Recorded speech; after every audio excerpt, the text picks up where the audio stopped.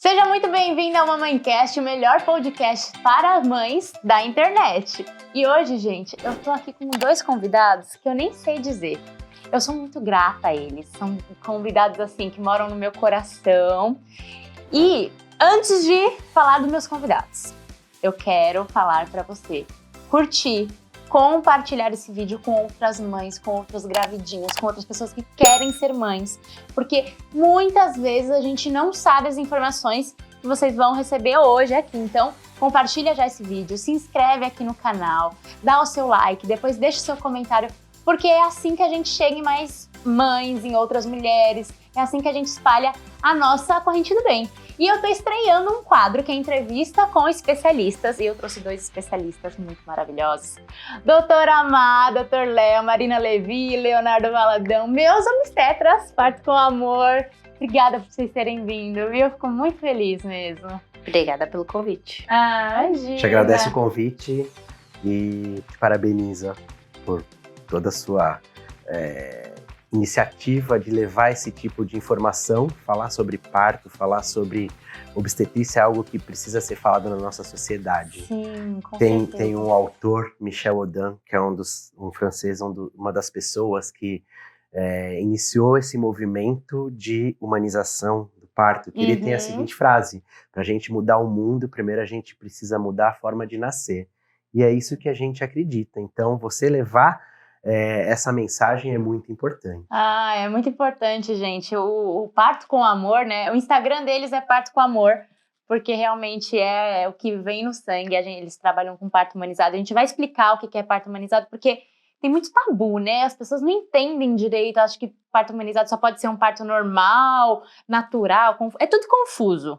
Principalmente acho que tô grávida, e aí? Aí vem uma enxurrada de informação, tipo, aí o parto vai ser o quê? Vai ser normal ou vai cesárea? Aí você fala cesárea, as pessoas falam, cesárea, aí você fala normal, você vai aguentar a dor, tipo, as pessoas falam muito, e aí falta informação. Eu senti muito isso quando eu tava grávida, sabe? Tipo, tá, por onde começar? Até eu ir na médica, obstetra e entender um pouco mais, eu queria pesquisar na internet, eu queria, tipo, um podcast como esse, sabe? Pra me falar, olha, é assim, assado.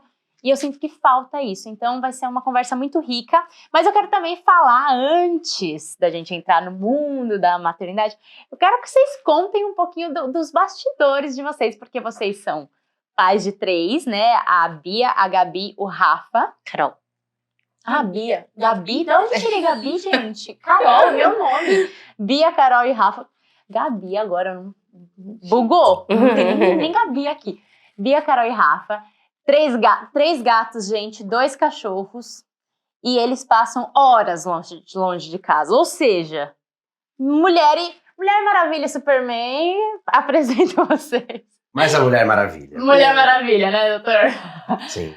Mas como vocês dão conta de lidar? A Carol tá com quantos? Carol tá com 5, a Bia 6 e o Rafa 15. 15. Como vocês dão conta de lidar com rotina de consultório, porque vocês fazem os atendimentos pré-natal, ginecologia e tal, parto, filhos, vida pessoal, marido e mulher, sei lá, só de falar eu já até cansei. Como é pra você, Má, que é mãe? Eu acho que a gente não faz nada sozinho, né? A gente precisa contar muito com as pessoas à nossa volta. Tá. E desde sempre as nossas filhas, tudo foram se acostumando com isso também. Então, tem muito de saber que às vezes elas vão estar com a gente, às vezes vão estar com a avó, às vezes vão estar com a babá e se divertirem Desde juntas. pequenininhas. Isso. Você voltou a trabalhar com quanto tempo elas tinham? É porque uma é grudada na outra, né? Então, a Bia, eu voltei a trabalhar quando ela tinha 6 meses, eu consegui ficar mais com ela. Quando a Carol nasceu, eu tinha um CLT. E aí eu tive que voltar quando ela tinha 4 meses, mas foi uma volta gradual também. Eu fui voltando aos pouquinhos, eu ficava bastante tempo em casa com elas. Aliás, é uma coisa que eu priorizo até hoje, ter períodos durante a semana que eu deixo vagos para poder ficar com elas, para dar atenção e fazer umas coisas diferentes de vez em quando. Sim, umas brincadeiras. Eu vejo que vocês fazem umas brincadeiras assim, meio doidas. A gente sai da caixinha de vez em quando. E aí você, então, tira esses períodos, você separa esses períodos com elas e o resto é uma rotina muito maluca, né? Então, não é nada muito fixo, né? Porque a gente não tem como fixar nada. A gente tenta fazer esses horários livres para ficar com elas e para repor consultórios que às vezes a gente tem que desmarcar. Ah, é verdade. Eu lembro que às vezes eu tinha consulta. Doutores estão em parto, vamos remarcar. E aí vocês ficam com a agenda super maluca também, apertada, porque vocês têm que encaixar todo mundo. A gente vai encaixando, vai priorizando. Tem semanas que são mais corridas, tem semanas que são mais tranquilas. Então, a gente vai priorizando. Tá no final da gravidez, precisa ser com mais urgência, vamos encaixar aqui. Vamos botar um período de consultório na sexta à tarde, que seria um horário que eu teria livre. E a gente vai adaptando. E outra coisa que a gente faz é respeitar mais a gente também. Então, por exemplo, a gente fica mais cansado, fez um parto mais cansativo. Não, eu até consigo dormir 2 horas e ir pro consultório? Consigo, mas não vai ser um atendimento tão bom. Então, a gente se propõe mais a descansar e conseguir fazer mais para ter mais qualidade. Tá. E você? A gente tem uma rede de apoio boa, né, Mari? Rede de apoio faz muita diferença. Faz muita diferença. Então, temos minha sogra, temos a minha cunhada, Leila, a Silvia, minha sogra, a babá, nossa Paula, que sempre também está à disposição quando a gente precisa. Minha mãe, meu pai também, as tias, né, Priscila e Raquel. Então, e as meninas? E a Bianca, que volta e meia salva a gente. Que volta e meia salva a gente. Uma amiga que a vida trouxe, ela é mãe de uma amiguinha da Carol, e volta e meia elas faziam atividades juntas. Então eu tava no balé, tava na ginástica olímpica e tal, a gente falava, Bianca, você leva todo mundo pra casa hoje porque a gente tá em parto. Você que vai ter que dar conta de todo mundo, e ela super leva. Várias vezes aconteceu das meninas irem parar lá na casa dela e a gente buscar no meio da madrugada. Verdade. E assim, parece ser um pouco aleatório e a gente não ter uma rotina. A gente tem uma rotina, né? A gente tem nosso dia a dia, segunda-feira tal, terça tal. E a gente tem uma agenda de partos, né? A gente sabe mais ou menos as mulheres tem a DPP, né? A DPP, que é a data provável do parto. Tá. Então a gente seguia por ali. A gente sabe, poxa, daqui 2 semanas vai ser mais complexo. Pauleira ali. Né? Nisso a gente já liga pra Silvia, que tá no Rio, e olha só, né, a mãe da Marina no Rio. Vem pra cá porque muito provavelmente na próxima semana vai ser. E ela fica corrido. Na sua casa? Não, ela tem um apartamento aqui. Ela tem um apartamento aqui? Isso. Então dá ela fica na casa dela. E as meninas vão pra lá também? Mas mais ela vem e fica em casa com as meninas, pra manter mais a rotina das meninas também. Porque pra criança é muito importante essa previsibilidade, né? Eu tô percebendo com a Bela que, cara, quando sai muito da rotina, ela fica muito maluca. Eu acho que quando vai ficando maior, vai entendendo melhor. Mas é importante, tem escola, tem as atividades, tem as coisas, né? Então a gente tenta seguir mais ou menos o que elas já estão acostumadas, só que ao invés da gente estar, fica minha mãe ou minha irmã, ou quem puder, na verdade. Elas não saem da rotina. Tá. A gente que tem um horário mais... Vai adaptando. Então, basicamente, como eu dou conta? Rede de apoio. Sem rede de apoio. Como é importante, né? Muito. E a gente acompanha um monte de mulher que a rede de apoio é tão... Frágil. Ou que às vezes nem querem, sabia? Eu já percebi que eu já tive relatos de algumas colegas, assim, que a mãe nasceu o bebê e aí a mãe acha que vai dar conta de fazer tudo. Às vezes tem medo de pedir ajuda, né? De parecer fraca. Não vou ser uma boa mãe. E outras vezes também tem uma cobrança da própria mãe ou da própria sogra. Que não quer aquela buzinação na orelha, porque não é assim. Porque tem rede de apoio que mas meu filho... Porque, gente, para ser rede de apoio, você tem que ir para apoiar. Por isso que é rede de apoio. Se for porque vai... É pra sair julgando, dando tá com pitaco. fome, você não tá dando de peito direito, tira o peito e dá forma, essa criança tá com fome, meu. Aí não é rede de apoio. Aí a pessoa tem que se virar sozinha mesmo, melhor até. Mas eu acho que isso é uma questão muito social também, porque a comunidade ficou uma coisa muito individualista, né? Então a gente tá tendo muita dificuldade de lidar com o coletivo. E isso é uma coisa super importante, né? Eu não sei onde a gente viu um documentário que é preciso uma comunidade para criar uma criança. Eu acho que eu não cheguei a assistir esse documentário, mas eu já ouvi falar, e muito bem. É muito bom. Então, eu não lembro não, depois o Léo, que é meu HD externo, ele lembra, porque eu não tenho mais memória, né? Mas aí tem muitos lugares que a gente vê muito essa creche parental, cada um fica um pouco com as crianças enquanto os outros vão resolver o que precisa.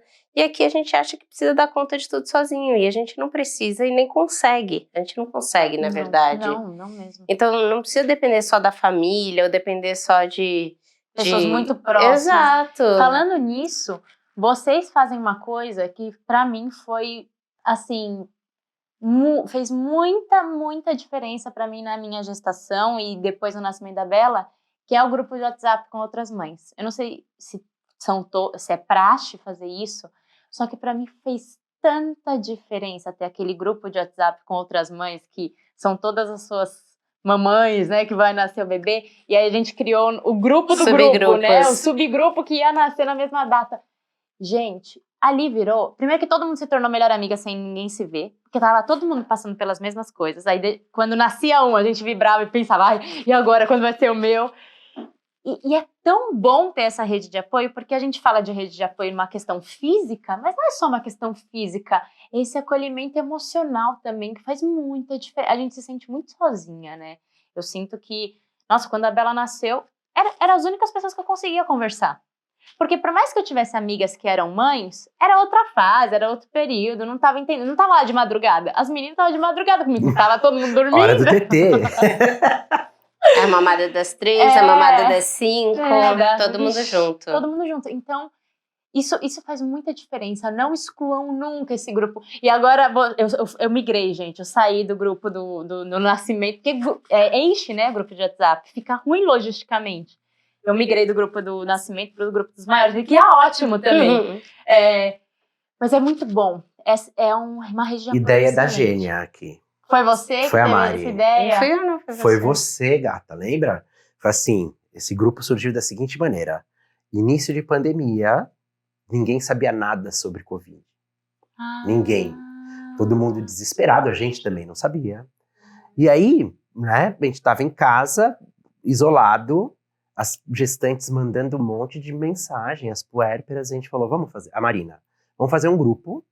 E aí, a gente, olha como foi. E aí as coisas aconteceram meio ao acaso, aleatoriamente. Era um grupo que a gente deixava fechado. Tá. E aí, a gente passava toda manhã notícias de Covid que a gente lia. Então, a gente pela manhã, artigos e tal, mandava de manhã cedo. Mas pra tirar aquele medo, né? Porque mas a gente deixava fechado mais pelo medo de incomodar, né? A gente vai ficar um monte de mensagem, então vamos deixar fechadinho. E no fim da tarde, a gente deixava, das 5 às 7 da noite, aberto para elas mandarem perguntas. E teve um dia que eu esqueci de fechar. De novo, às 7 da noite. E chegou no dia seguinte, a gente viu as meninas trocando. Melhores amigas já. A gente falou, não vamos mais fechar. E aí o grupo ficou.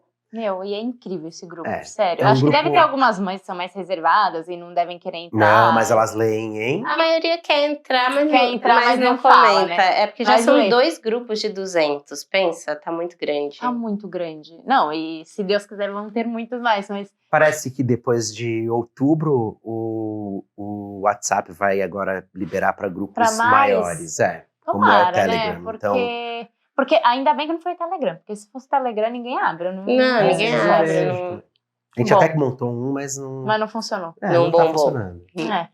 Bom, mas eu acho que esse grupo é a melhor rede de apoio, precisa ter sempre. E agora vamos... Só uma história dessa rede de apoio do grupo. Tem muitas mães, né? E tem uma mãe que é muito anjinho. E teve uma mãe que tá grávida, tinha 2 filhos pequenos e tava o marido trabalhando e ela numa situação difícil e tal. E essa outra mãe, né? Gripada e mal e tendo que cuidar dos 2 e grávida e tudo. E essa mãe anjinho mora longe, hein? Que nem se conheciam, só pelo WhatsApp. Uma morava na época Zona Sul e a outra Zona Leste. Caraca! Pois você sabe que sem se conhecer pessoalmente, ela fez sopinha, fez tudo. Não acredito. E foi levar pra outra mãe que tava doente. Ai, gente, eu até me arrepia.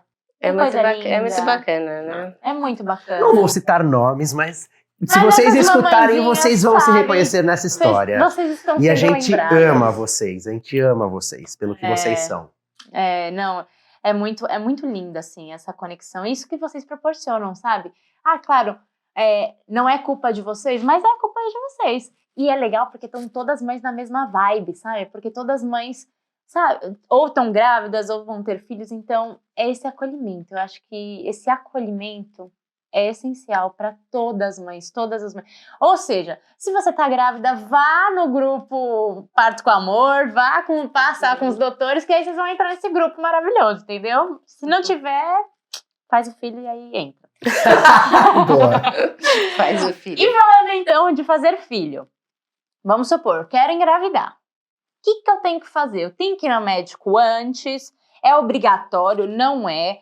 Eu tenho que tomar muita vitamina antes? Eu tenho que suplementar com 300 coisas? Sim, supondo que eu sou uma pessoa normal, no sentido de não tenho nenhum problema para engravidar. Eu tenho que procurar médico? Não tem como é. Sim, o ideal é sempre procurar, né?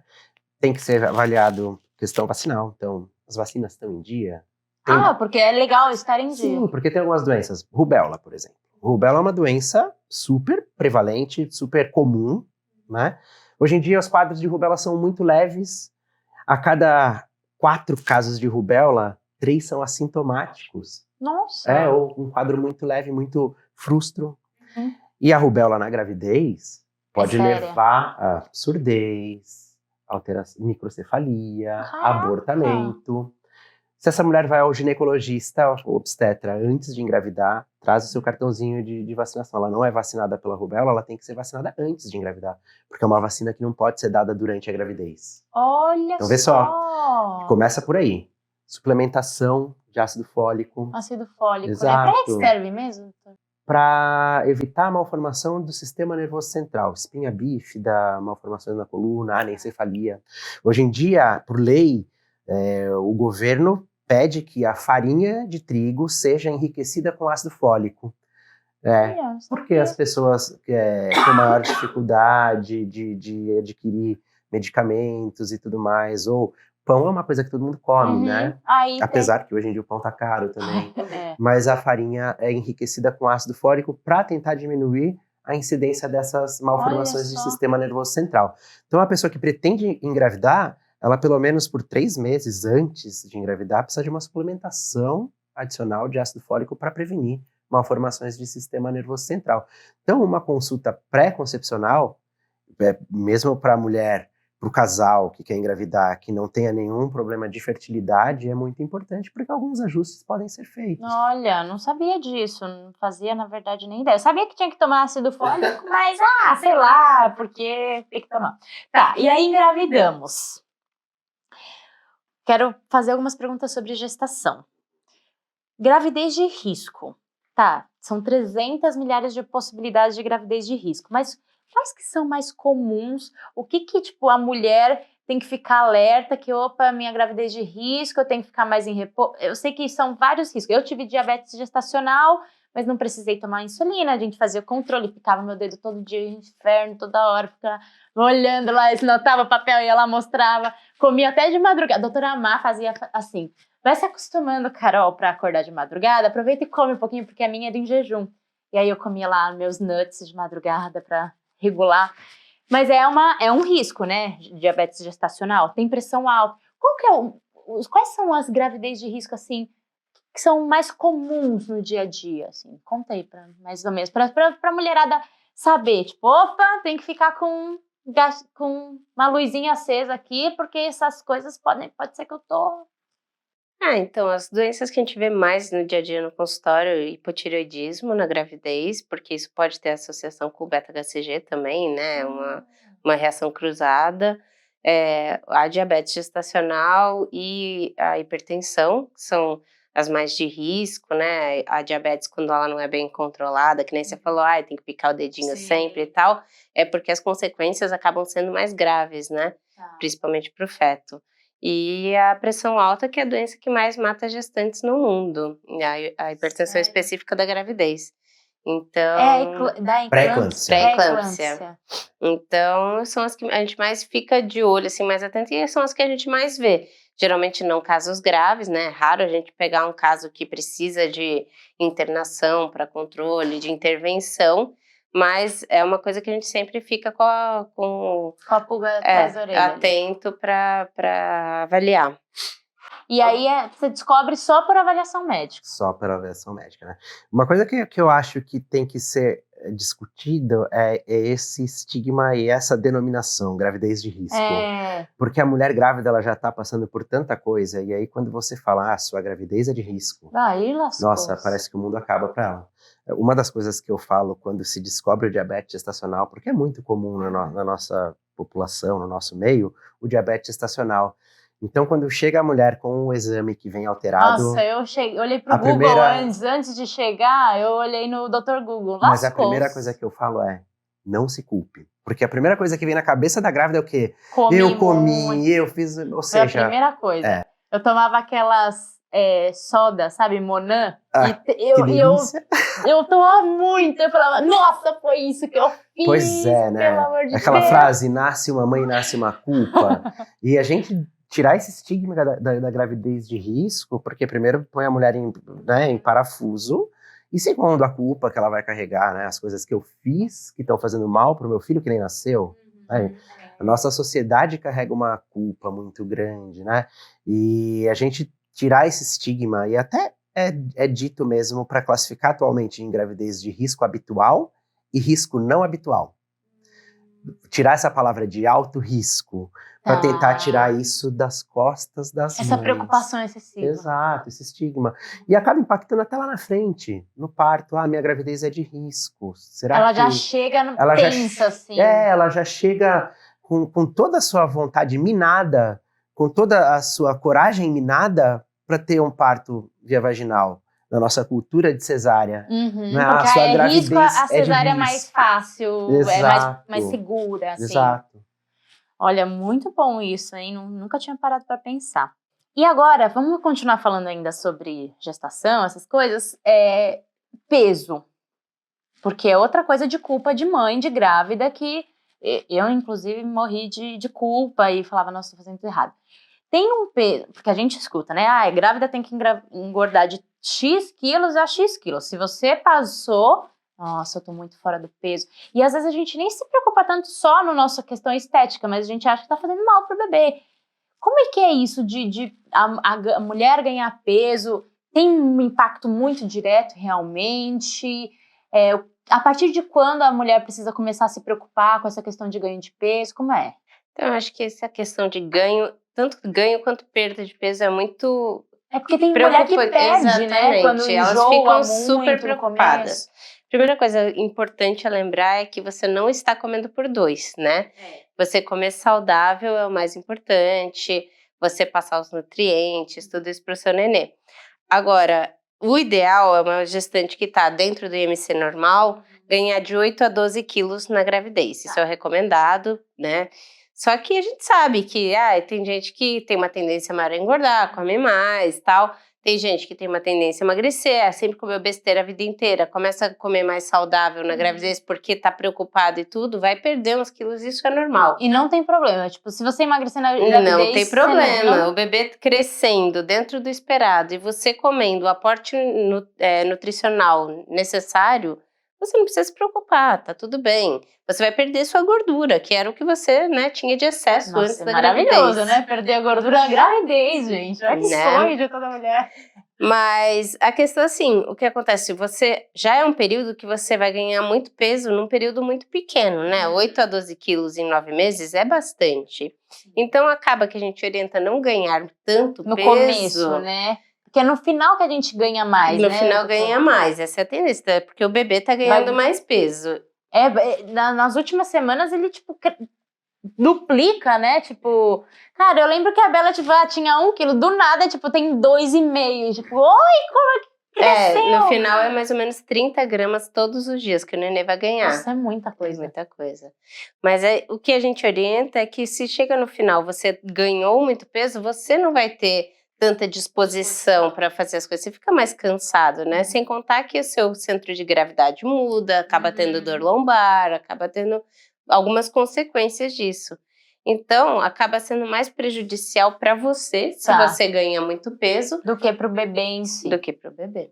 Entendi. A gente vive uma uma ditadura, né? Da moda, e Sim. tem aí a gordofobia, e todo mundo acha feio ser gordo, e são assim, construções que a gente tem que acabar tirando da nossa vida. De fato, o ganho excessivo de peso, como o ganho inadequado de peso, tem impactos na gravidez. Né? O ganho excessivo de peso pode predispor a diabetes gestacional, predispõe a síndromes hipertensivas, a pré-eclâmpsia, não é?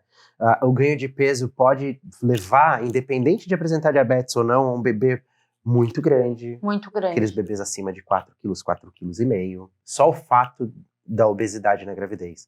Por outro lado, o baixo ganho de peso, o ganho inadequado de peso faz com que o bebê também nasça Fica com baixo pequeno. peso, aumenta a taxa de parto prematuro, não é? Se o bebê...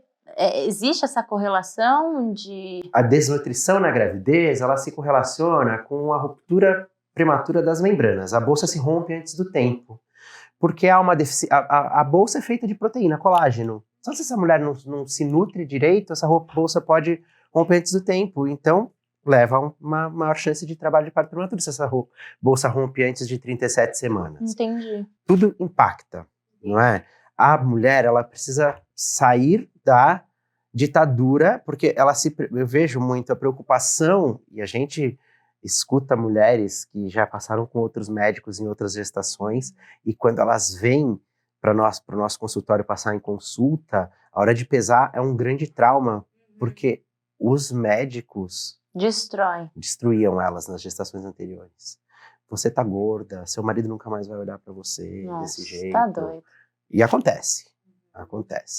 E eu sempre falo, ó, eu explico tudo isso que eu expliquei. Eu acho que a gente tem que, como obstetra, orientar e dar autonomia para a mulher decidir qual é o caminho que ela quer seguir.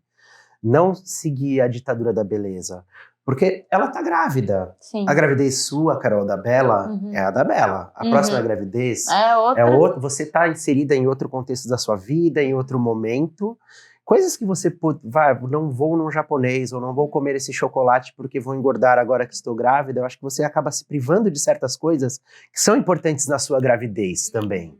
Sim. Então não seguir porque fora o fato, que é importante, do maior risco de doenças causadas pelo ganho excessivo de peso na gravidez, você não deve só se privar, porque você está grávida e curtir aquele momento, não é? Exatamente. Eu não falo isso para as mulheres. Mas eu acho que também tem que ser assim, dentro do saudável, você tendo uma rotina legal, se alimentando bem, comendo de tudo, se exercitando. Eu lembro que você falava das caminhadas. Exato. Se você vai ganhar um pouquinho mais de peso há uma semana, e na outra semana você dá uma controlada e tal, isso tem muito do metabolismo de cada um também. Eu acho que tem a ver com você saber viver no meio termo ali, não ser excesso tudo na vida, né? Exatamente. Tem excesso. Pode ser prejudicial, pode nem fazer só mal. se privar e nem só excessos. Viver ali. E agora, vamos falar sobre quando o bebê tá pélvico. Pélvico é sentado? Pélvico. Lascou-se. Mas eu sei que eu já vi vocês fazendo aquela manobra muito louca por fora da barriga. Gente, eu não tinha ideia que isso existia. Tem no feed de vocês essa manobra? Gente, vocês estão assistindo, vai lá no Parto com Amor e procura, vai lá caçar o vídeo. É muito legal. Você vê o doutor pegando a bundinha assim, virando. É muito louco. Eu não sabia que isso existia. Mas assim, para toda mãe pode funcionar, porque em tese bebê sentado já era, vai ter que ir pra cesárea, existe. Rolou um parto com vocês de bundinha esses dias? Eu acho que eu acompanhei. Thomas. Ai, meu Deus, eu acompanhei. Então tá, vamos falar. Bebê pélvico, é indicação de cesárea, obrigatoriamente? Quais são as opções aí? Pessoal, se a gente for ver o que fala a literatura médica, a literatura médica dá 3 opções para mulher que tem um feto em apresentação pélvica no termo. Só 3% dos bebês vão ficar nessa posição de bundinha. Então a mulher não precisa ficar desesperada. Até quantas semanas, tipo, a mulher pode ficar, relaxa. Em geral, a cambalhota acontece, a cambalhota que a gente fala, o bebê que tá sentado e vira de cabeça para baixo, em torno de 30 a 32 semanas. Né? Então, a partir de 32, putz, não tá virando, você pode ficar meio, sim, mas você começa a fazer, mas tem os exercícios, ainda dá pra... Ainda tá. E aí, quais são as 3 opções? A primeira, Primeiro grau, e é uma coisa que não é muito habitual no Brasil, se a gente for conversar com inúmeros obstetras, são obstetras que desconhecem, como você disse. Desconhecem. É também uma manobra que é cheia de mitos, que é a aversão cefálica externa. Então, a primeira coisa que a literatura médica diz é: ofereça a aversão cefálica externa, é grau de evidência 1A. É o grau de evidência que existe, que é o Maior comprovação. maior comprovação. Que vai virar. Que é essa. Não sabemos Não se vai sabemos virar, se mas vai é o de virar. maior evidência de que funciona para um parto. Tá. Exato. Então, oferecer a aversão cefálica. Das mulheres que optam por fazer a aversão cefálica, metade dos bebês não viram. Ah, é? Não é assim tão simples, Garantia, tão fácil. Então, né? garantia. Tá. Como a gente faz no consultório? A gente sempre chama para uma consulta, mostra os riscos, mostram as chances, fala... Porque tem que fazer no hospital essa manobra, né? Sim, no hospital. A gente faz hospitalar porque também é cercado de muitos mitos e uma parcela pequena de chance de complicações graves que... Cesárea, para se imaginar os riscos, né, de coisas complexas que podem acontecer. O mais grave seria o descolamento prematuro de placenta. É 0,2% de chance de acontecer nessa manobra. É pequeno, mas se acontecer e você estiver dentro de um hospital, você salva o bebê. Tá.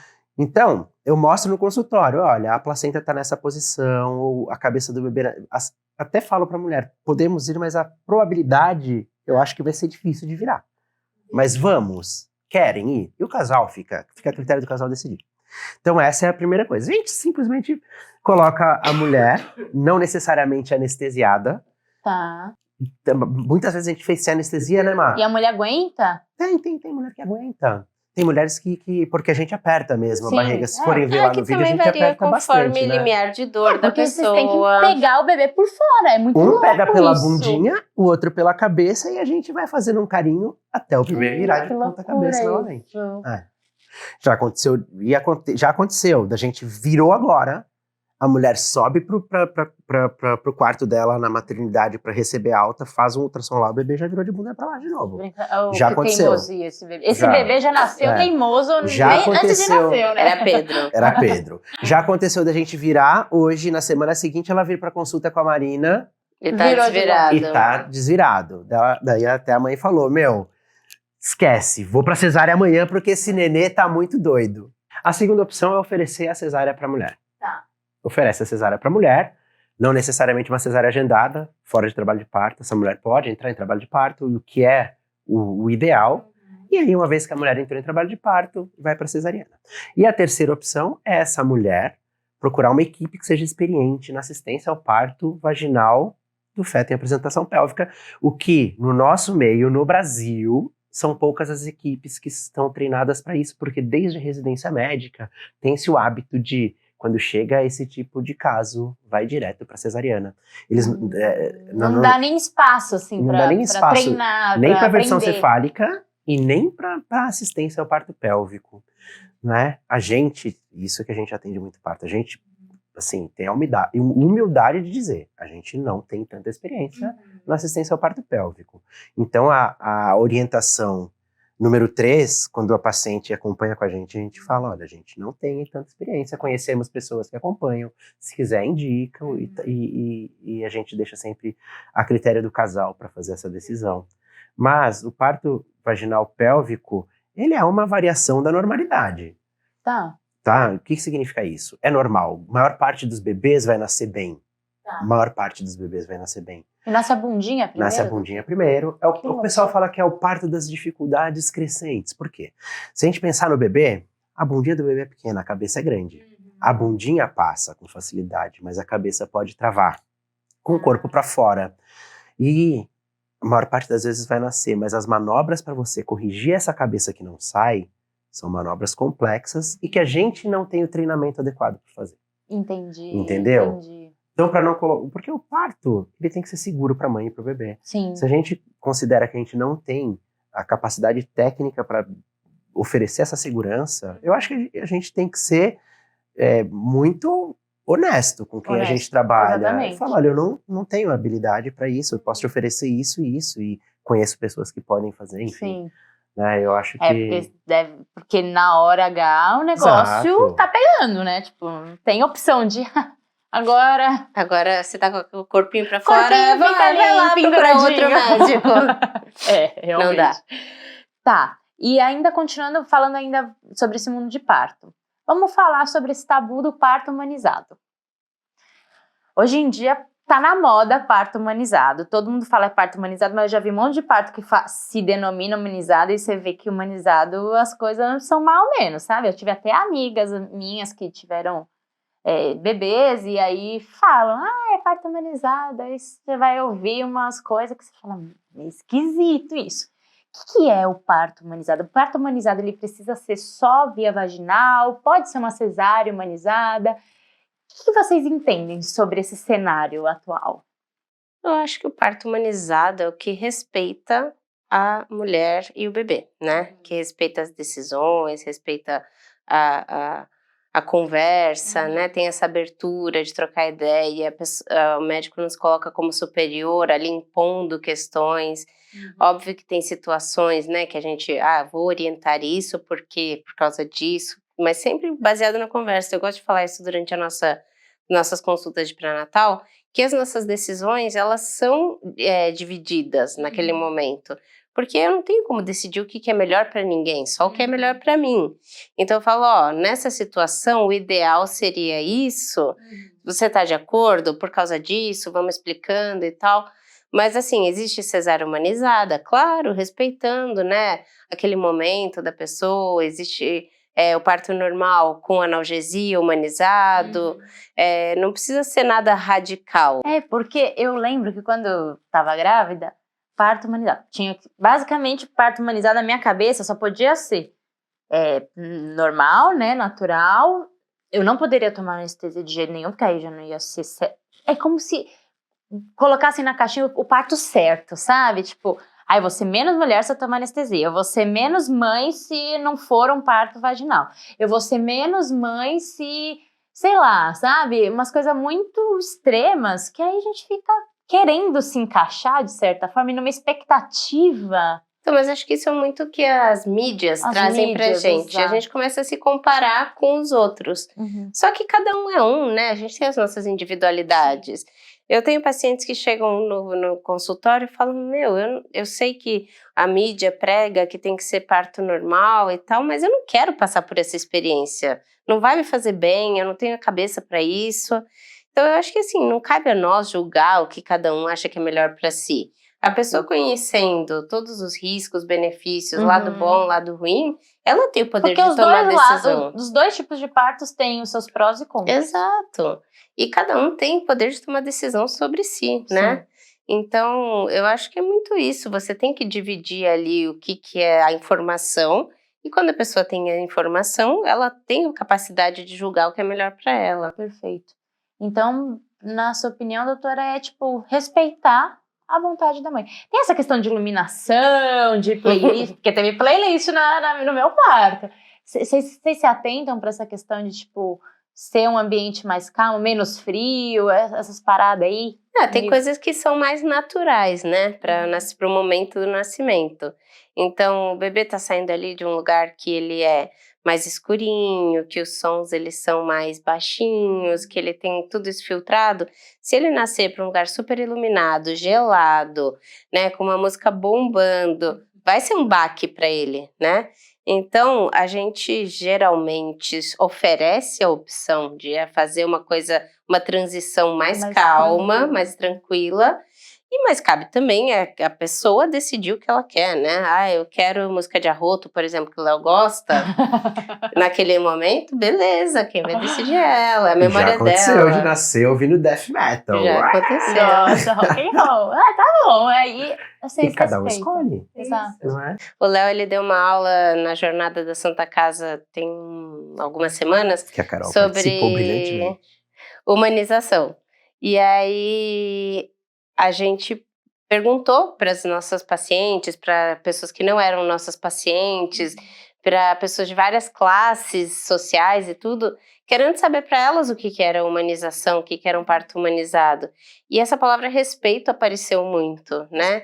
Respeito. Então, acho que é isso, a pessoa conseguir, você ter a noção e discernimento de saber que não cabe a você decidir o que é, você com seu estudo, eu consigo dizer que nessa situação o bebê não tá bem, vamos fazer alguma coisa? Eu sugiro, mas também quem decide é a pessoa, é quem tá passando por aquilo. Perfeito. De todos os pontos que você falou, Hum. eu só posso discordar de um. Pode. A questão da cesárea humanizada. Eu discordo totalmente da cesárea humanizada. Você vende a cesárea, que é o mesmo procedimento, sem uma indicação médica adequada. E aí, porque você abaixa a luz, porque você coloca coraçõezinhos na sala, porque você coloca música, torna essa cesárea humanizada. Eu discordo disso. Eu acho isso, eu já até fiz uma apresentação com as meninas lá da Casita do ABC que me chamaram para falar desse tema. Melhor maneira de você humanizar uma cesárea é você indicar a cesárea de maneira correta. Sim, mas, né? Sim. E a indicação pode ser só a vontade materna. Mas aí, Pode. Então, a gente pode até debater isso. Só a vontade materna, a gente tem que entender até onde essa mulher teve o acesso a informações a respeito do parto normal e do parto vaginal e do parto cesariana. Óbvio, se a gente for pensar no SUS, né, que é outro mundo, falando fora de consultório, tem partos normais tão horrorosos, que obviamente eu concordo que a mulher tem que pedir a cesárea mesmo, não é? Então, essa questão da humanização parte da educação médica, formação, né, não educação, mas a formação médica, porque a obstetrícia mudou muito, né? Você mesmo falou, né, quando a mulher engravida, já começa aquele assunto do parto. Se a gente for perguntar para as nossas mães e nossas avós como foi o parto delas, É outro cena de cenário. terror. E por isso que a mulher passou a... Querer que tem uma cesárea série de qualquer jeito. Porque era uma cena de terror. E hoje em dia não é mais isso. Será que a mulher que chega no início do pré-natal, querendo um parto cesárea, se você mostrar tudo isso para ela, e esse grupo nosso de WhatsApp eu acho que é importante por isso, porque tem muita mulher que começa o pré-natal com a gente falando em cesariana, e aí no grupo elas começam após o parto trocar as experiências de como foi, o que passaram, e essa mulher no fim do pré-natal mudou de ideia. Então eu acho que a melhor forma de você humanizar uma cesariana é você mostrar a indicação correta da cesariana. Claro, você ter a vontade materna, e a gente não está no contexto da vida de ninguém para dizer, né? E a gente tem que respeitar isso também. Mas a melhor maneira, porque humanizar não é só abaixar a luz, não é só isso. É deixar a mulher de fato ter o poder, o conhecimento para decidir, empoderar a mulher para ela saber e exercer a sua autonomia como mulher e ser respeitada por isso. Porque a voz da mulher, muito pouca gente ouve a voz da mulher. Exatamente. Isso é muito importante, porque é falta de conhecimento, muitas vezes, e aí o medo, né? E a gravidez traz muito medo, porque é muito desconhecido, principalmente a primeira. Eu sinto que se eu ficasse grávida de novo, eu vou ficar, inclusive, calma, ainda não. Mas eu sinto que seria, por mais que eu sei que vai ser outra gestação, outro contexto, outro bebê, outra Carol, cara, eu já sei mais ou menos o caminho das pedras. É muito mais tranquilo pra mim. Agora, a primeira gestação vem um medo de tipo, meu Deus, como é que eu vou... Eu não sabia nem se eu ia saber que eu ia estar em trabalho de parto. E tipo, é óbvio que você vai. Só que as pessoas falam, você vai saber que tá em trabalho de parto. Você fala, não vou. Eu não vou. A gente tem esse medo. E aí eu sinto que é isso. Conhecimento, bons médicos pra te falar, olha, é assim, é assado que funciona, o benefício disso é isso, o benefício daquilo é aquilo. Enfim, para te dar essa orientação, uma doula, né? No caso, tem a equipe de vocês, a gente já vai falar sobre equipe. Mas eu tive a Pri, inclusive eu já convidei ela vai vir, ela é enfermeira Obstétrica, é isso. E doula também, então ela me ajudou muito, fez um plano de parto comigo. Foi muito bom aquele plano de parto, porque eu não fazia ideia do que poderia acontecer no parto. E aí ela foi falando, se isso acontecer, o que você prefere? Comigo raciocinando, porque na hora que o trabalho de parto tá pegando, o raciocínio já bugou. A gente tá ali na emoção. Então, ter esse contexto ajuda a gente a ficar mais segura, se entregar mais na hora do parto e se permitir a ver o que vai acontecer e deixar rolar. Eu acho que isso é muito humano. O parto humanizado vem muito antes do parto em si. Todo pré-natal eu sinto que te ajuda a se preparar para ter um parto humanizado, né? Vocês concordam comigo? Falei besteira? Não, Sim. falamos 100%. Eu posso te fazer uma pergunta? Você gostou de ficar grávida? Eu gostei. Eu achei que foi, assim... eu gostei, mas pensando bem, se eu pudesse pular a gravidez e ir pra parte do parto, eu achei o parto muito mais legal, a parte do parto. Uma amiga minha que eu entrevistei também, ela falou, eu teria vários partos, só que eu não queria o neném depois. Mas eu paria várias vezes. Porque o parto é uma emoção, é uma coisa que a gente nunca vivencia de novo, nada parecido. A gravidez pra mim foi de boa, mas foi tranquila. Só que como eu tive diabetes gestacional, eu fiquei numa zona de privação, de medo, de não vou comer isso. Então eu acho que essa parte eu pularia, mas foi gostoso. Foi uma época em que eu consegui voltar muito pra mim. A minha gestação, eu tenho esse privilégio. Autoconhecimento. Exato. Foi um processo em que eu voltei pra mim, que eu me cuidei. Eu não sei se agora com o segundo filho seria igual, porque agora tem a Bela, é mais difícil a gente se voltar pra... Não, né? O meu foco vai estar muito mais fora do que dentro. A Marina, na segunda gravidez da Carola, foi acho que 3 consultas de pré-natal. Não pode contar isso. Meu Deus, Só a doutora caguetando. não deu exemplo. Então, porque é todo mês, em tese, mas com um bebê, a Carol, a Bia ou a Carol? Qual é a mais velha? A Bia. A Bia é mais velha. A Bia é bebezinha, né? Tinha 7 meses, né? Qual a chance? É muito bebê. É muito bebê. Então, acho que... Mas foi um processo legal, eu gostei de ter ficado grávida. Cansou um pouco. No fim, eu já tava, meu Deus, nasça. E falando em nasça, aproveitando, vou embalar essa pergunta. Até quantas semanas é normal nascer?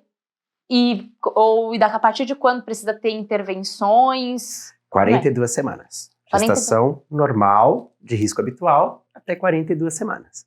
Porque a gente sabe que a partir de 40 semanas, aumenta a chance de insuficiência da placenta. A placenta passa a funcionar menor, tem que nutrir um bebê maior. E a avaliação de bem-estar fetal tem que ser de maneira mais rotineira. Tá? De 40 até 41 semanas precisa fazer uma avaliação. Por semana? Por semana. Tá. E aí de 41 a 42 tem que ser discutido com o casal. Quais as suas expectativas, o que vocês pretendem? É possível esperar até 42, desde que seja realizada uma boa avaliação de bem-estar fetal. É o bebê que vai mostrar. A gente sabe que induzir o parto com 41 semanas tem bom resultado. Mas entrar em trabalho de parto espontâneo é muito melhor. As coisas são muito menos emocionalmente pesadas para a mulher. Você não medicaliza não tem necessidade de medicalizar um evento que é natural, fisiológico, né? É um processo natural, mas oferecer essa opção até 42 semanas. Já em gestações que não são de risco habitual, que tem pressão alta, diabetes, aí cada uma de acordo aí com os guidelines, risco, assim, vai acabar tendo um momento de interrupção, entendi, visando o benefício materno, o benefício fetal. Ou os dois, né? E saber que, também com relação ao parto vaginal, o bebê isso tem que ser falado para a mãe, entre 41 e 42 semanas, ele vai estar maior. Tá comendo fermentinho ali dentro. Então a chance de ser um parto mais longo, mais dificultoso, mas até traumático, né? Mais traumático. Tocotraumatismo. Acontece. Tá, né? entendi. Mas é possível, até 42 semanas. E semanas. quais são as possibilidades de indução? Existe, tipo assim, como que induz? Tipo, meu neném não nasceu. Quais são as induções aí?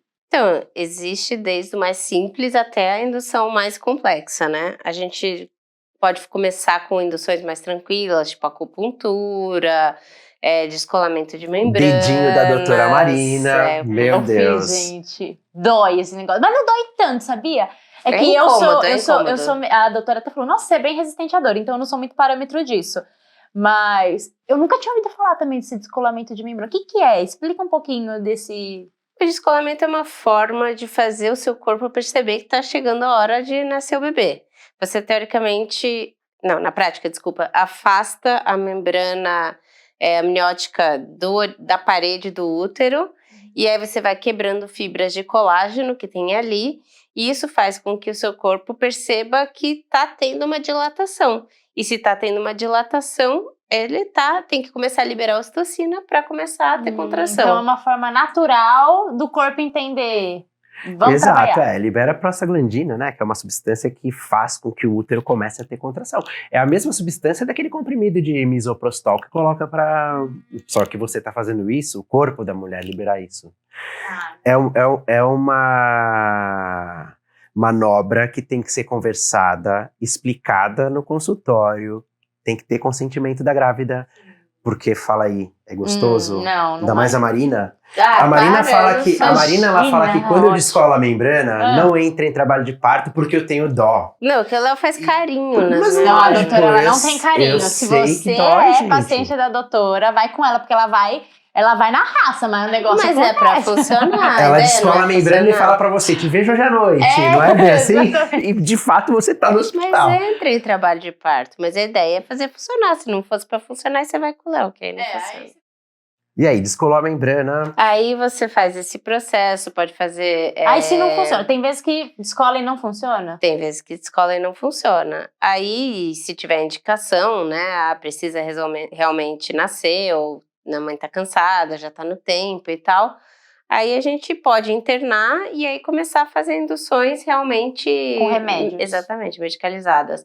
Para quem não tem cesárea anterior, tem medicações que são as prostaglandinas, que a gente pode fazer através de comprimidos, pode fazer através do Propés, ou você pode passar um balão pelo colo que vai fazer uma indução mecânica. Nossa! Isso geralmente é para quem tem cesariana anterior, porque o comprimidinho, as prostaglandinas, elas podem induzir de forma colateral contrações, né? A ação dela principal é quebrar o colágeno do colo para o colo ficar mais amolecido. Só que ela gera contrações também, assim como o afastamento das membranas. Então, quando você começa a ter essas contrações, você não tem controle sobre elas, porque não é uma medicação que você parou, tirou a medicação, Acabou. ela parou. Não, ela continua fazendo efeito. Então, para quem tem cesárea anterior e tem aquela zona de fibrose da cicatriz anterior que é mais frágil, não é indicado fazer essa medicação. Aí a gente tem outra forma de indução, que é colocando um balão que você insufla dentro do colo e ele mecanicamente vai quebrando as fibras de Não deve doer isso aí, hein? colágeno. A dor é semelhante Tá. um e outro, tá? Porque o que dói é a abertura do colo. Tá. Então, de uma forma ou de outra, essa dilatação, ela é um processo doloroso. Tá. Mas quando o balão é expelido, geralmente você já tá com uns 4, 5 centímetros, mas não tá com contração. E aí você precisa começar uma ocitocina, uma medicação que vai gerar contrações, só que você consegue ter mais controle sobre a ocitocina, porque você para o soro, ela para de ter contração, e aí você consegue fazer um processo mais controladinho de indução. Muito bem. Que aula, hein? De indução? Aprendi tudo. E lembrar sempre da indução, né? Porque muita gente esquece da indução. Médicos obstetras, né? Esquece. Lembrem-se Tipo, da não indução. nasceu... Vamos pra cesárea? Tá. E o processo de indução é longo, é um processo, né, que pode durar horas, às vezes dias. Mas é um processo muito mais válido para a mulher do que ir direto para uma cesariana. Principalmente nas gestações que não são de risco habitual, as que são chamadas de alto risco. Imagine você que a cesariana ela tem mais chance de hemorragia, mais chance de infecção, mais chance de trombose, menor taxa de amamentação, mais dor no pós-parto. Ou seja, mais risco que o parto normal. Você já tem uma gestação considerada de risco, hipertensão, diabetes. Se você fizer cesárea, não faz mais sentido, você aumentou adiciona mais o risco. é. Uma coisa que eu gosto de falar para os pacientes, que é uma diferença grande entre você ter uma cesariana agendada ali e um parto normal, porque assim, no fundo, você sabendo os riscos, benefícios, tudo isso, explicando, e cada um tendo a opção de escolher por si, mas uma coisa que você, durante o trabalho de parto, você vai mudando, amadurecendo, criando um vínculo, né? É um processo. Então, é muito diferente, por exemplo, você não sentir nada e fazer uma cesariana e virem te apresentar um bebê, e aí você é tipo, meu, quem é esse bebê, né? Você, obviamente, vai ser seu filho, ou não deve, você não vai ser menos mãe por causa disso, mas naquele momento, o vínculo que você cria é muito diferente de quando você passou por tudo aquilo e foi se transformando, e foi se adaptando, e foi vivendo aquilo, e aí te dão um bebê que você né, nem que seja uma cesárea durante o trabalho de parto, ou se for um bebê que você pariu por parto normal, naquele momento é o seu troféu, né? Uhum, É o seu com troféu. certeza. Então, A Bela, eu entrei em trabalho de parto, né? Contextualizando o pessoal. A Bela nasceu de cesárea, mas eu entrei em trabalho de parto. Ficamos lá 18 horas maravilhosas. A Belinha não queria encaixar com a cabecinha linda dela. não desceu de jeito Não nenhum. descia de jeito nenhum. Teve as oscilações dos batimentos cardíacos e tal. Aí a doutora Má virou pra mim e falou: se oscilar mais uma vez, a gente vai pra cesárea. Não podemos mais correr riscos. Aí eu, tá bom. Aí ela não oscilou. A Bela foi obediente nessa hora. Aí o Dr. Léo, Carol, fica aí mais 1 hora na bola. Aí eu fiquei lá, rebolando 1 hora da bola. E aí, enfim, não dilatava, não descia, as coisas não aconteciam. E aí eu fui pra cesárea. E aí, gente, foi uma coisa muito louca, porque eu já tava lá há muito tempo, só que como eu não tinha dilatação, não tinha nem previsão da Bela nascer. Então eu sabia que ela não ia nascer. A hora que a gente tomou a decisão, então tá, então vamos pra cesárea. Veio um negócio assim, rolou uma mini frustração na hora de tipo, eu não vou ter parto normal, não tô acreditando, mas logo em seguida veio algo tão forte em mim de tipo, caraca, agora minha filha vai nascer de verdade, tipo, uma emoção, sabe, de agora vai. E aí, enfim, e aí foi muito rápido tudo, quando eu vi a Bela já tava lá comigo e, nossa, foi uma coisa tão, ter entrado em trabalho de parto pra mim foi tão especial, porque eu queria sentir o que era estar em trabalho de parto, sabe? E eu queria, e queira ou não queira, estar em trabalho de parto é um sinal do bebê de que ele está pronto. Sim. Sim, e Né? é uma coisa que vai te aproximando dele também. Uhum. Então, por mais que você tenha feito uma cesárea ali na hora, você passou por aquele processo e fala, ela tá mais perto, ela tá mais Sim. perto, ela tá mais perto.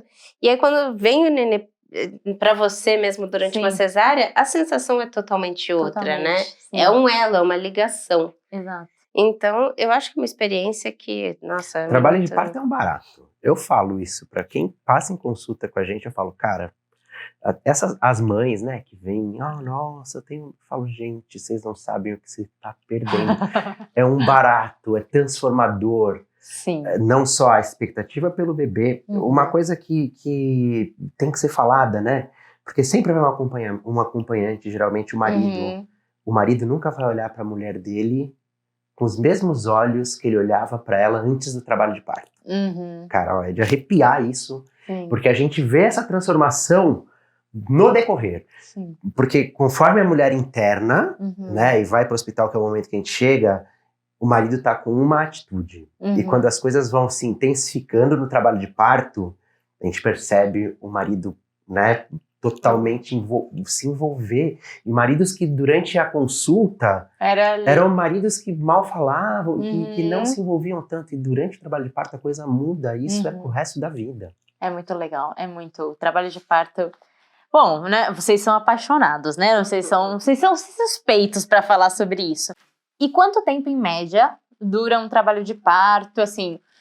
Na verdade, eu quero saber a média, o mais rápido e o mais longo, que vocês falaram. Mano, não vai nascer esse negócio. Ó, assistência obstétrica contemporânea.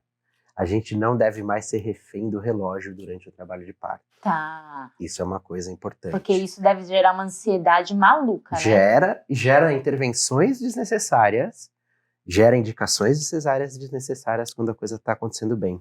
Tem pessoal, né, que formação obstétrica, que a gente vê mais tradicionalmente para médicos, mulher funcionando como uma máquina, um relógio, dilatação de 1 centímetro por hora, e se sai desse parâmetro, está fora do que é o esperado pelo médico, e aí acaba sendo indicado cesariana, ou rompe a bolsa, ou seja, se intervém sem necessidade.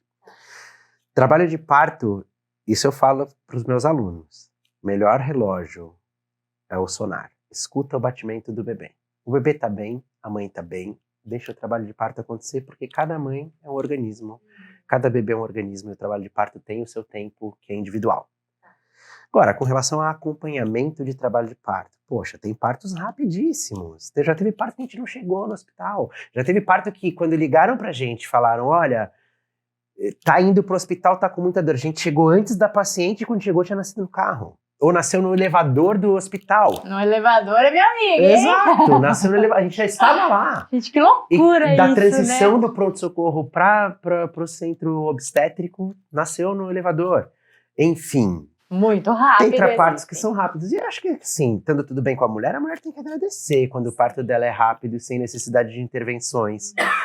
Tem muita mulher que se frustra, porque também cria-se essa expectativa de uma experiência de você ouvir a sua música, de você ir pra banheira, e o bebê pum nasce assim. Tem mulher que se frustra com isso. Mulherada, não se frustre, dê graças a Deus. Mas é que é tudo expectativa, né? Tudo na expectativa. vida é expectativa. Se você tem uma expectativa e sai um pouco daquele plano, a gente tem que... Mas isso é uma lição da maternidade. A maternidade ensina muito sobre isso. 100%. O plano, ele sempre vai sair do contexto. Sempre. Você pode planejar o quanto que você quiser, mas... Controle não existe. Exato. E o mais longo, assim? Tem partos longos, hein? Tem parto que a fase de dilatação é longa. Eu falo pra Mari, né? Os nossos partogramas são os maiores partogramas do Brasil. Partograma no hospital a gente tem, né, a obrigação de hora em hora colocar como está evoluindo o partograma, né? Como está evoluindo o parto, trabalho de parto. Nossos partogramas tem parto que tem 2 páginas de partograma. E cada quadradinho que tem, cada centímetro de uma página é 1 hora. Atravessa a página inteira e vai para a segunda. Já durou mais de dia? Já. Mas é que assim, a fase ativa, né, que a gente chama a fase latente, a fase inicial, até chegar nos 5 centímetros, ela costuma ser um pouco mais lenta mesmo. Isso e aí o ideal é a pessoa não ir pro hospital. Por isso que na nossa equipe tem a Priscila, que vai em casa, e a Renata, as 2 enfermeiras obstétricas que acompanham a gente e ajudam nessa fase a acalmar, principalmente pra cabeça, né? Porque começou a ter contração, a gestante já fica super ansiosa e querendo ir pro hospital, e querendo que nasça, e querendo saber o que tá acontecendo.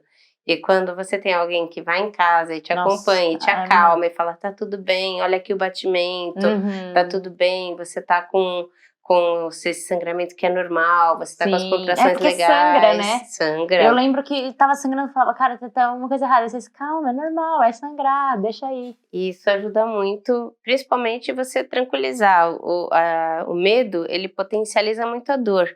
Então, quando você tá com medo, você tá assustado, você vai sentir aquela dor de forma muito mais intensa.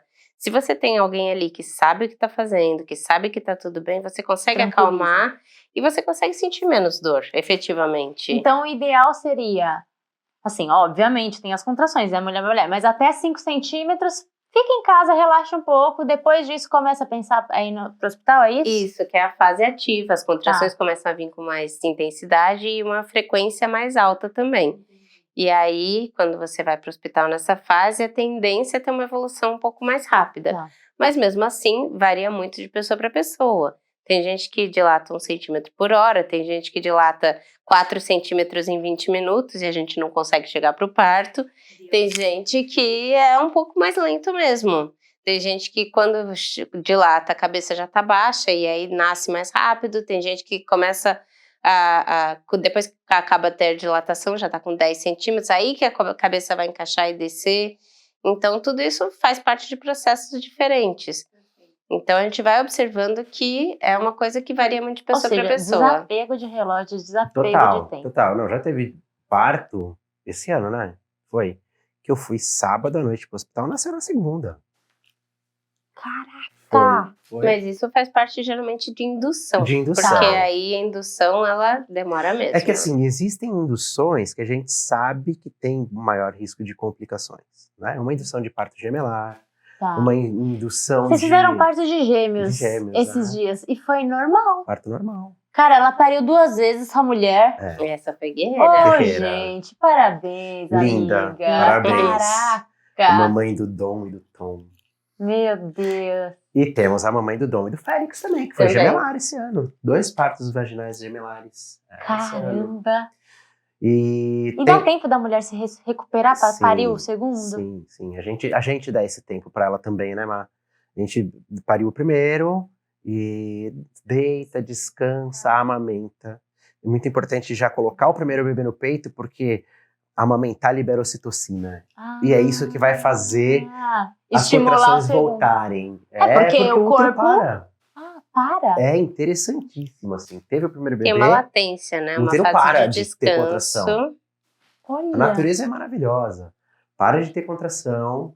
E aí, né, a gente até postou algumas fotos. Uhum. Ela tomando sorvete, Sim. amamentando Eu vi, e eu falei, não, essa tal. mulher não é possível. E aí começa a sentir, não, tá voltando as contrações, então vamos lá. Mas daí já tá com dilatação total. Metade do caminho já então- foi. Depende da descida e da E da expulsão. Mas o primeiro parto normal vaginal de gemelar que a gente fez esse ano, o primeiro bebê foi o Tom, foi o Dom. O Félix. Foi o Félix o primeiro? Não, foi o Dom. Não lembro. O primeiro nasceu 5 da tarde, 7 da noite. E o segundo foi nascer 10h50. Da manhã? Não, da noite. Ah, tá. Mas, ó, 3 horas. 3 horas de Pô, mas diferença 3 entre horas é nascimento. É bastante. bastante. 2 bebês grandes, cada um de 3.200. Uhum. Parabéns, mãe. Parabéns, espero que você escute. Nos nossos destaques tem a história desse parto. E o mais legal, ela em trabalho de parto, ela foi a pé pra maternidade. Ah, não. Tem o videozinho dela assim, indo a pé, dela para a contração, daí tchauzinho pra câmera, indo gente, pra maternidade. vejam esses destaques, todo mundo. Eu não vi esses Muito destaques, legal. eu vou ter que ver. E agora, vamos falar sobre nascimento. Tem umas notas que vocês dão pro bebê, o Apgar, né? Nota, não sei o que. Não é a gente, é o pediatra, né? Ah, é o É o pediatra. pediatra que dá Tá. nota. E aí, essas notas que o pediatra dá, só então ver se vocês sabem me responder.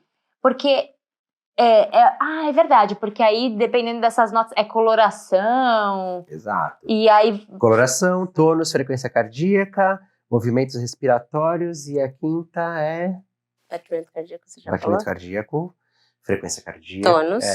Frequência cardíaca, movimento respiratório, tônus, coloração, e tem mais um, que eu não me lembro. Enfim, cada nota dessa é dada 0, 1 e 2, não é? E aí, o que significa isso? A gente fala que são 2 notas, né? Uma no primeiro minuto de vida e uma no 5º minuto de vida.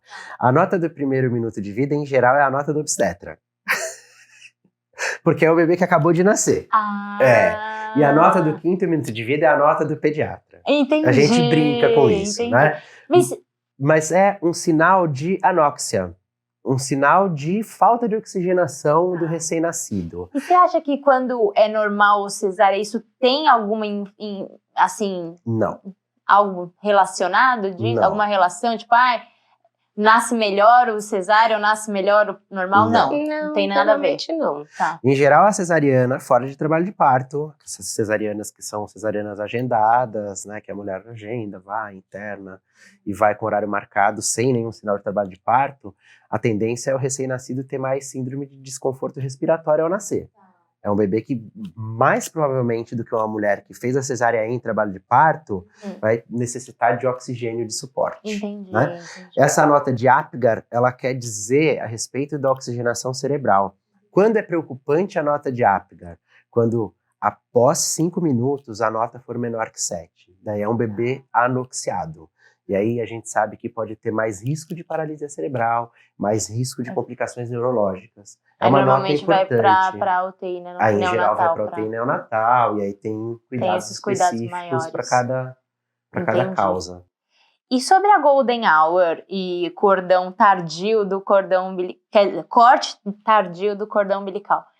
Como que é essa Golden Hour que o povo fala? E pra que corta, demora pra cortar o cordão? Explica pra gente como é que funciona. A Golden Hour basicamente é a primeira hora de vida, e aí o que a gente sabe hoje em dia é que é importante o contato pele a pele do nenê com a mãe. Isso vai gerar maiores taxas de sucesso de amamentação, gera o imprint, que a gente chama que é a troca de olhares. Sabe aquele filme lá, o Crepúsculo, tem um imprint. É tipo isso. Quase a mesma coisa, só que um pouco diferente. Só que um pouco mais. A colonização das bactérias da pele do bebê pelas bactérias da mãe. pele da mãe, que isso gera menor risco de doenças, né? Olha só. Porque você tá ali gerando o sistema imune do nenê também. Olha, não fazia ideia. Sim, muita coisa. Então tem muitas vantagens essa Golden Hour, né? Porque antigamente nasceu, o bebê ia lá pra fazer 300 coisas. Exatamente. E a última coisa que ia pra colo da mãe, né? E isso pode acontecer também pele a pele com o pai, por exemplo. A mãe tá passando mal, tá vomitando na cesárea e tal. Também tem evitar a perda de vantagens. calor, né, do bebê, porque o bebê Exatamente, perde muito também. calor. Então, Fica- ter um contato na pele de 35, 37 graus ali que a mãe tá, Aham. esquenta o bebê. 35 Legal. é a mãe, né? É É mãe bem congelada, fria, né? Hipotérmica. Mãe hipotérmica de 35 É graus. uma vampira. Exato. E sim, o pai pode participar. Tá. Assim, é imprescindível a mãe ter esse contato É de o pele mais a pele. importante. É o mais importante. O pai pode participar. Eventualmente a mulher tá ali, tem alguma laceração que precisa ser suturada, ou às vezes fez muita força no expulsivo e não tá se sentindo bem. Dá pro pai, o pai segura. Tá. Tem uma hora ali pra Pra eles ter esse dividirem. processo. E Isso. cortar depois? Depois de quantos minutos? Como é que... Não Então- assim, quando você falou né, corte tardio, na verdade quando a gente fala tardio, parece que a gente perdeu o tempo e tá cortando fora do tempo. Mas o ideal, mas todo mundo fala de tardio mesmo, mas o tardio ideal mesmo. é falar oportuno, porque daí você corta de maneira oportuna, que o ideal é entre 1 e 3 minutos de vida. Tá. Né? Por quê? Esse- O que por quê? acontece? Porque melhora o aporte de ferro e de células vermelhas de sangue para o recém-nascido. E esse corte, num período oportuno, entre 1 e 3 minutos, diminui a chance de anemia nos primeiros 6 meses de vida. Nossa! Verdade. Caraca! Então é muito importante para o recém-nascido. Pra você ter uma ideia, não só o recém-nascido de termo, né, o que está ali com 37 semanas bonitinho, mas diminui a taxa de óbito de bebê prematuro, se comparar do bebê que foi o corte de cordão no momento imediato, do bebê prematuro que teve o corte entre 1 e 3 minutos, os bebês com corte imediato foram mais a óbito do que os bebês de corte tardio. Parece besteira, né? Assim, pra mim parece besteira. Pra gente legal, vai cortar. Cortou tardio. Não, é besteira essas coisas. Mas... Não, tem um grande impacto. Quem vai, na verdade, falar pra gente o momento do corte do cordão, na verdade, é o pediatra, né? O neonatologista vai observar o bebê tá vigoroso, tem tônus, frequência cardíaca tá boa, tá respirando de maneira espontânea? Sim, aí pode esperar. Espera. Senão... Agora, não tem frequência cardíaca boa. O tônus Precisa tá fazer ruim. manobras. Precisa fazer manobras de reanimação. Aí não- Mas isso aí, o legal da equipe é isso, né? Porque um olha pro outro, Já... nasceu, a primeira coisa que a gente faz, né, Mar? Eu e a Mar, a gente já pega no cordão. Já falo pra neonatologista da sala, falo, a frequência tá boa. Ela vai lá e olha a respiração, e a gente já Olha tá, a cor, e a gente já tá tudo. com a pinça na mão. Entendi. Daí, você quer ela agora? Não, não quero agora. Então tá bom. Então se guarda a pinça e vai cortar depois. Entendeu? E falando disso, vamos falar sobre equipe. Vocês trabalham com qual é a equipe ideal de vocês, assim, que a equipe completa? E qual que é o papel de cada pessoa? E quando não tem equipe completa, como é que funciona? Veja só, né? Equipe de parto, aqui no Brasil, que a gente tem uma população que é muito carente, na verdade, a equipe de parto depende muito do poder que essa mulher tem em contratar pessoas para estar ao lado dela. Quanto maior a rede de apoio nesse momento, melhor. Então, tem mulheres que levam a fisioterapeuta pélvica, que fez a fisioterapia levam a doula, a enfermeira, o pediatra, né? A nossa equipe trabalha da seguinte maneira: temos 2 enfermeiras que trabalham com a gente, a Priscila Salvador e a Renata Iac. O Instagram dela é @parteirascomamor. Pode seguir que elas segue são lá. demais. Mas aí vai ou uma ou outra. Uma ou outra, Tá. elas fazem a partir... Porque no acompanhamento de pré-natal, a gente, médico, tem que ver muita coisa técnica do pré-natal. Que é o quê? Aí não dá Exame, tempo de... pá. Mas a mulher tem que falar sobre parto. Uhum. A partir do 3º trimestre, claro que a gente nas consultas fala, E mas não só sobre parto, só uma parte aqui, mas todo o preparo da cabeça desse momento, né? E isso é muito importante. As meninas, a Priscila e a Renata, elas fazem bastante. Vão conversando e vão preparando e vão sabendo como é que você tá, porque obviamente a gente fala durante o pré-natal também, mas é mais parte técnica. Tá com sinais de depressão, tá com sinais... E aí a gente se conversa entre si. Priscila, ela parece que não tá muito legal. Conversa, vê o que tá acontecendo, se tem alguma coisa que a gente pode ajudar a encaminhar. Mas essa parte toda de acompanhamento, porque às vezes a gravidez é super tranquila, como a sua foi, apesar dessa questão da glicemia, tudo. Mas tem gente que tem uma gravidez mais pesada emocionalmente, né? Sobrecargas da família, sobrecargas. Então, tudo isso é importante você ter uma equipe que te acompanha por isso, multidisciplinar, e não só a parte médica. No terceiro trimestre, as enfermeiras começam com consultas também, né? E aí você fez na sua consulta de plano de parto, começam a falar sobre parto. Elas já têm o contato da parturiente, então quando iniciam os sinais, já vão conversando, a enfermeira vai para casa da parturiente, e aí já a enfermeira, em contato com a parturiente, geralmente cria um grupo ali de WhatsApp, que daí todo mundo troca ideia. As enfermeiras falam, tá tranquilo ou não, são super de confiança, nossa, a gente, assim, elas são nossos olhos. A gente confia na Renata e na Priscila, assim, cegamente, né, Má? São muito boas tecnicamente. Então, se elas falam, porque às vezes elas falam, Léo, tá tranquilo, pode descansar, depois vocês vão. Às vezes a Pri fala, Léo, não tá legal, vai pro hospital encontrar a gente. E, geralmente alguma coisa tá rolando, né? Mas elas fazem esse acompanhamento domiciliar, que eu acho que é muito bom para a grávida nessa fase inicial, como a Mari já tinha falado, né? Você não sabe muito bem o que está se passando ali, né? Isso é normal? Tá sangrando? Poxa, é meu bebê? Então elas têm a capacidade técnica de avaliar o bem-estar, avaliar a parte de pressão arterial, ver se o bebê tá bem, fazem a transição para o hospital. No hospital a gente vai e encontra vocês.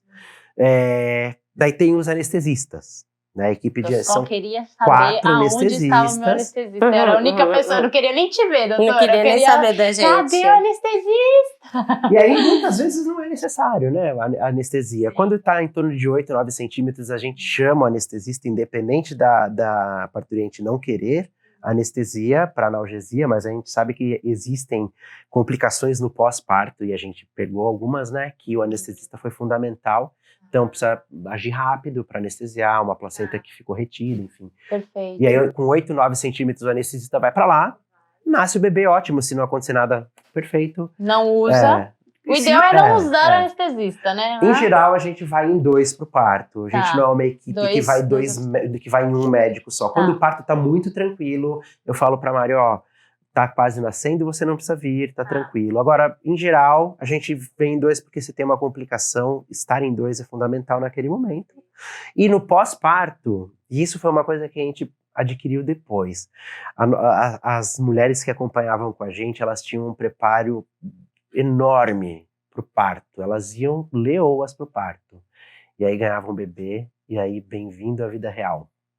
Amamentar é difícil, amamentar parece uma coisa inata, vou pôr o bebê é igual plugar algo na tomada, vou pôr ele no bico do meu peito e vai amamentar. E a gente percebia nas consultas de acompanhamento pós-parto uma grande frustração. E aí a gente colocou então uma enfermeira específica para amamentação, ela conversa com as meninas sobre isso durante o pré-natal também, mas essa enfermeira vai, que é a Cláudia, ela vai e no hospital internada ela dá assistência e só vai embora quando a mãe está segura e amamentando para casa. Então é assim que a gente Eu não tive esse benefício, eu quero ter meu próximo já para usufruir. As meninas no grupo do WhatsApp já estão com saudade de você. Meu Deus, socorro, calma, em breve, mais um pouco. E aí, justamente, eu ia perguntar da amamentação, mas você já me falou.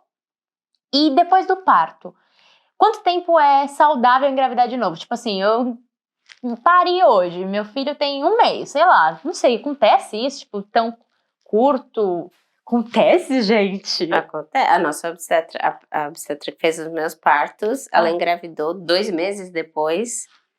Sim, cara, eu demorei mais de um ano pra... Demorei mais de um ano pra menstruar, por causa, provavelmente, da amamentação. Mas acontece. Você engravidou num intervalo curto, né, Mara? Eu engravidei 7 meses. Tem um intervalo, assim, que é bom segurar ali. Literatura médica diz que o intervalo entre um parto e outro, isso independente da via de parto desse parto aqui, né?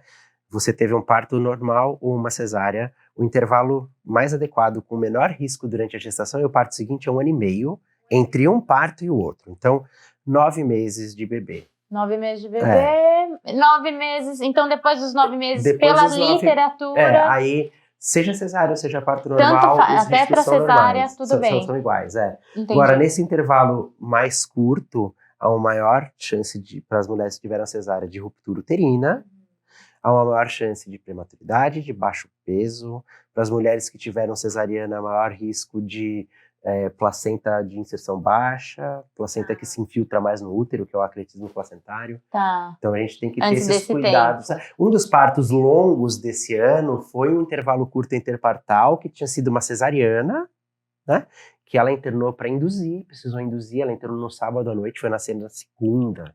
E aí E nasceu normal? Nasceu de parto normal. E eu fiquei com ela lá, porque eu sabia que tinha riscos e tal, eu fiquei com ela do sábado à noite até a segunda hora que nasceu. Menino, parabéns.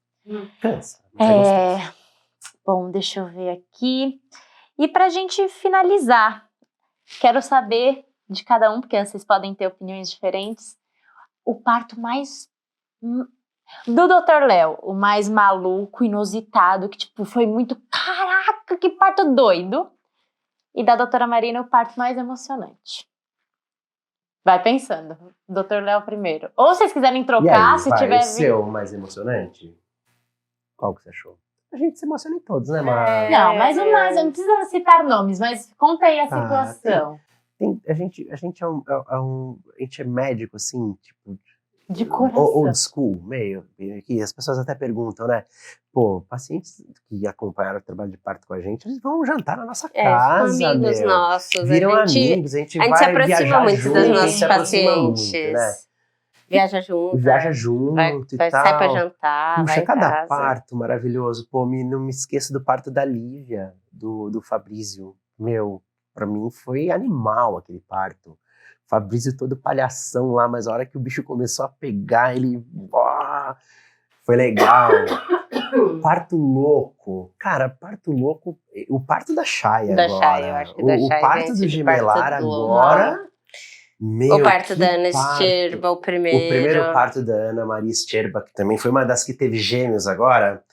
Mas a dos gêmeos é a quarta gravidez dela. A quarta gravidez, agora ela tem 5 A gente fez o segundo, o terceiro e o quarto. A segunda... A primeira tinha sido cesárea com outro médico. Cesárea. E aí o segundo foi... Com vocês. Partos, bebês grandes sempre. E ela é brava, muito né? brava, assim. Uma ela mulher é brava, cara. Ela Pegava agarrava o marido o marido, pelo pescoço assim, eu tô sentindo dor, a culpa é sua! Você não sabe nem muito como agir. Você fica assim, Você fala, beleza, deixa ele se resolver ali. Mas a gente fala, o bebê só nasce depois que a mulher dá bronca no pai.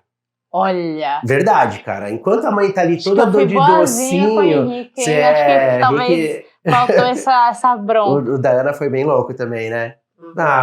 Tem muito parto legal, muita história, cara.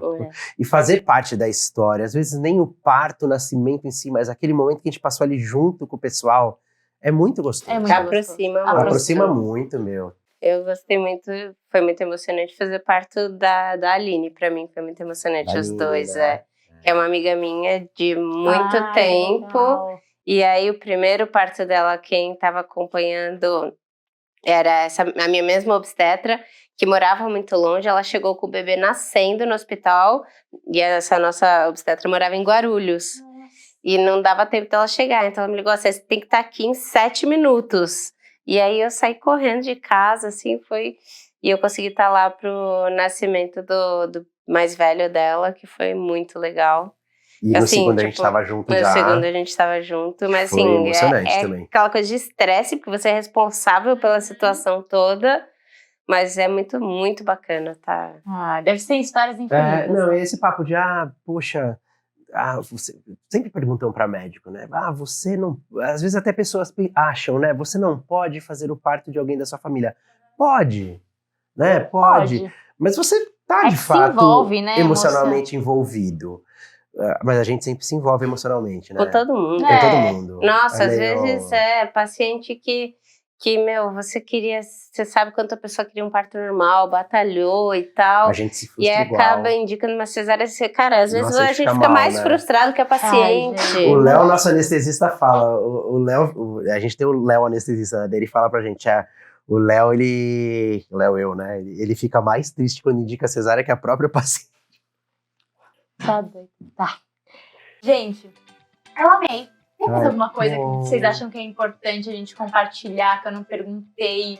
Alguma coisa Não, que achei vocês sintam? Super, né? Ficou um bate-papo super gostoso. Ah, eu amei, Nossa, juro. ficou Foi demais. muito gostoso. Obrigada, doutora. Obrigada a você. Nada. Mai, Léo. Gente, eu Não, falo. Mai Léo. Não eu preciso falar com o consigo Rick chamar também, vocês Mai, de sem vai. ser doutor. Sabe, igual professor, igual meus professores, quando eu encontro, eu falo, oi, pro. Aí, tipo, cara, pro. Já foi minha professora há muito tempo, sabe? Mas obrigada, foi uma delícia. Nada. Com certeza, tudo que vocês falaram vai ajudar tantas gravidinhas, ou pensantes, ou quem às vezes já até teve, mas quer ter o próximo. Porque são informações que, assim, a gente não escuta em qualquer lugar.